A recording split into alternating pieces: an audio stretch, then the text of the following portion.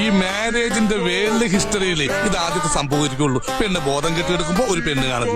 ആദ്യത്തെ സംഭവമൊന്നുമല്ല. എന്റെ പെണ്ണ് കാണലും ഇങ്ങനെയൊക്കെ തന്നെയായിരുന്നു. ഒരു വ്യത്യാസമേ ഉള്ളൂ, എന്നെ കണ്ടതിന് ശേഷം പെണ്ണിന്റെ ബോധം പോയി.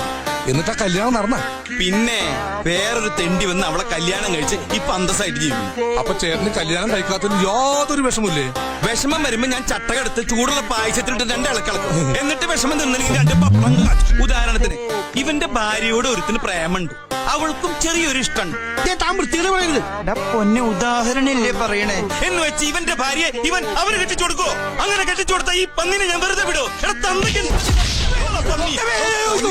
ഒരു ഉദാഹരണം പറഞ്ഞല്ലേ? ഉദാഹരണം ഞാൻ മാറ്റിൽ നിന്ന് പോയിടാ. സ്നേഹത്തോടെ ഇവര് വെച്ച് നീട്ടുമ്പോ എങ്ങനെയാ മോളെ കഴിക്കാതിരിക്കണേ?